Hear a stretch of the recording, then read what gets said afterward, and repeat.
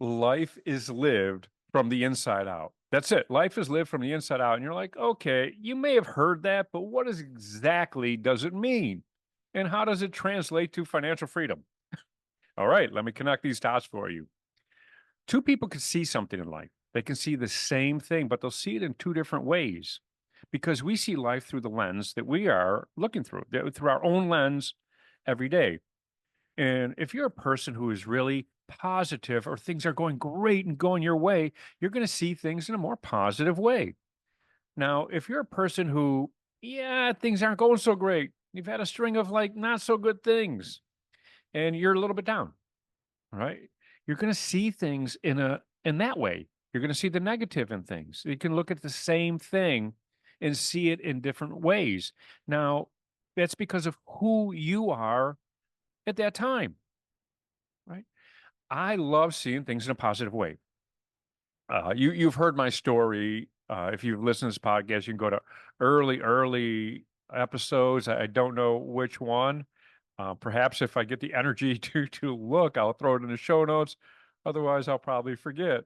But I tell my story about how I feel like I had a second chance in life. And that was like in 1999, 2000, right around then. And I wasn't going to let a single moment, a single day go by without being the best version of me, without being at seeing the good in everything and seeing the bright in everything. And that was a decision. Well, you can't. It's not a switch, right? Life is not a switch. Like I'll just see things positive. Throw the switch. Now, first of all, let me get into positivity. We'll get into the money end of it soon. Let me get into positivity.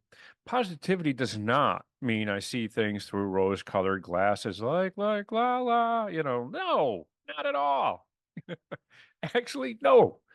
I see things as they are, like there's bad things, but I know, and this is what positivity is. I know that given any situation at all, I will find the best in it. I will find the good in it. There's good everywhere. And the more you see, the more you will see. And negativity, the more you see, the more you will see. It's because of who you are. We create new neural pathways in our brain.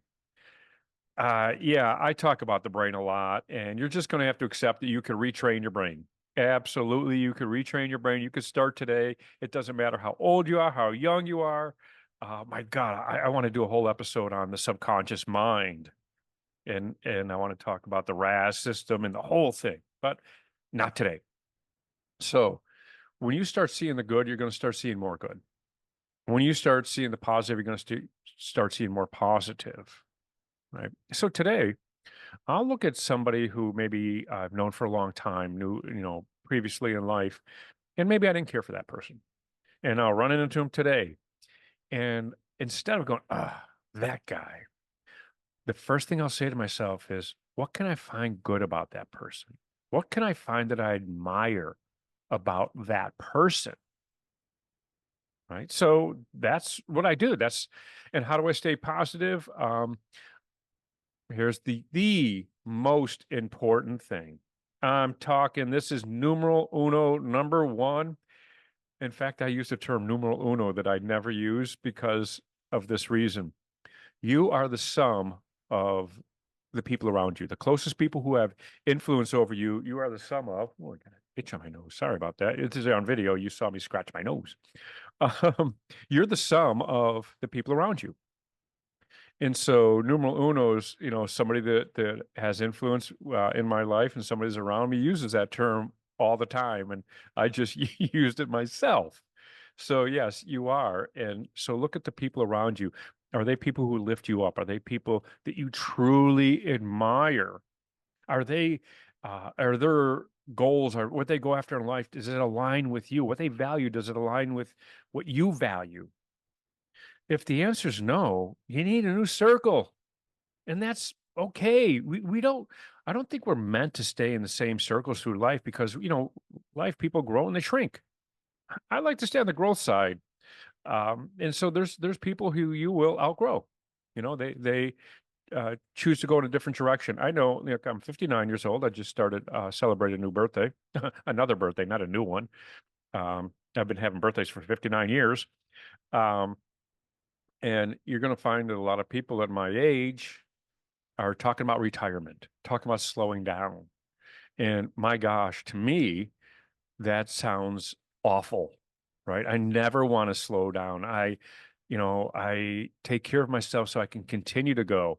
I've had some epic accidents on ski hills and surfing and you name it. And I want to continue to have those epic accidents. Like, I want to continue to try.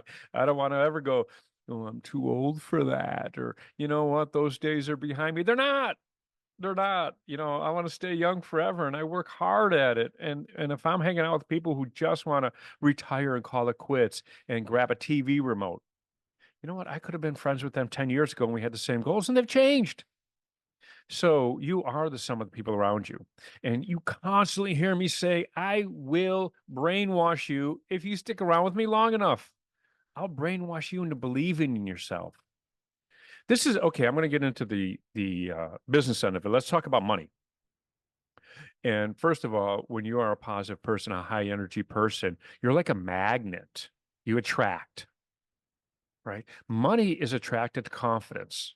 Money is attracted to positivity. It repels from desperation. It repels from fear, right? Money's attracted to confidence. We all want to be around people who are confident. It's just the way that is. Now, I'm going to get into the business end of it. I've talked to, I don't know, thousands of business owners. And we always talk about pricing. It doesn't have to be a business owner. I've talked to artists, I've talked to musicians, I've talked to everybody who charges money. And it's real interesting that people have a difficult time setting a price for a service that they'll perform. And people will decide what they're going to charge based on their own self-worth. I'm going to say that again. In life, people will decide what to charge for a service they provide based on how they see their own self-worth. When you don't see your own self-worth, you don't charge as much for a service that you perform. And when you're like, I'm incredible, you charge much more. I was on the phone yesterday with a friend and he'd bought a business that does hourly service. And when he bought into the business, their hourly service was $75, which I thought was ridiculously low because they have to pay people to do this. These people are professionals. And within a couple of years, that same hourly service, they're performing the same work. It's $225 and they are busier than ever. Right? You're like, wow, you can raise it that much. You know why? Because they see their own self-worth. They see what they are worth, and people will always see that and go, wow, they do an amazing job. They're worth it. I wouldn't, okay, let's just throw this into automotive.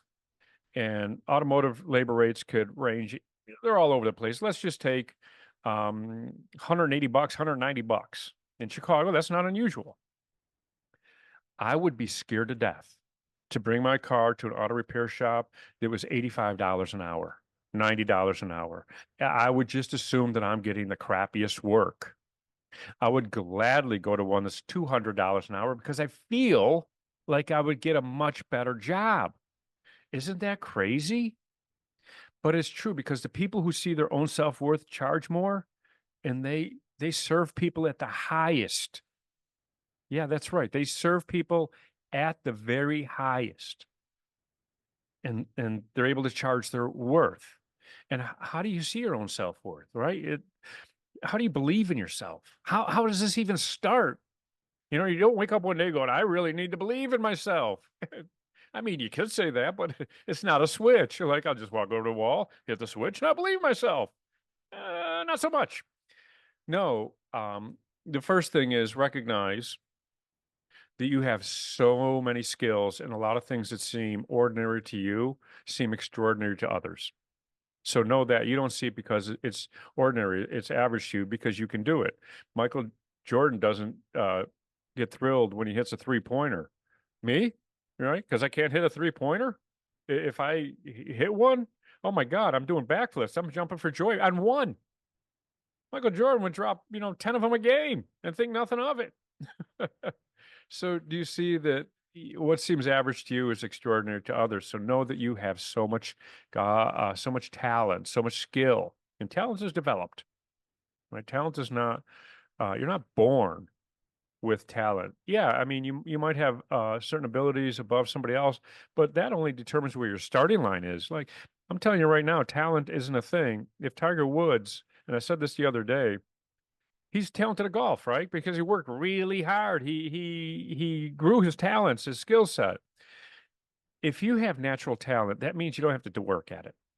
If Tiger Woods never picked up a golf club and as a teenager went out there, would he win his first tournament? No, not at all, not even close. He did have some skill, some born with some ability. It could be muscular, it could be cognitive. But there's obviously some sort of advantage. It was just a starting line. That's all it was. Hard work did it. Perseverance did it. Believe in yourself is really what does it. And so, even though I say you have to decide to believe in yourself, you have to see your own self worth. Again, I'm going to go back to it and go surround yourself with who you want to be. If you hang around with 10 million years, you're the 11th. You hang around with 10 alcoholics, you're the 11th. It's life. And that is the number one way. I'll go numero uno way of elevating your life. And I'm doing this podcast because I really put some thought into it. It's been a couple days since I've done a podcast, and I really put some thought in it because if you're watching this on video, you can see in the background. I have a pretty nice place, and you're only seeing just a portion of it. You can't see the rest of it. My God, I got the bank vault over there in the room and hear everything. And my intention was to use this space for masterminds to get people to elevate their lives. Can you imagine if I brought in some like high performing people, right, that are just so off the charts and make a lot of money and serve those around them at the highest. And I brought them in, and you were able to spend a couple days with them, just immersed in that. Would you do it? Absolutely, you would do it, right? You would leave a changed person. And then my plan was to not just go get in here and change, it's a couple days. No, is you'd have to leave with direction as well.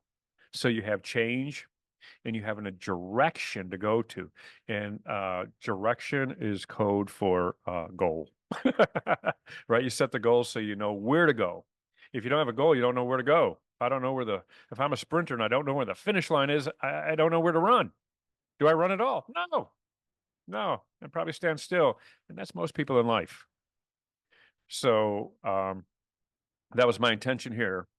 And I know that this is the financial freedom, and the number one thing about getting financial freedom is believing in yourself and seeing your own self-worth, charging for your own self-worth, building your own confidence so that you draw people in, right? And that is how you grow your business.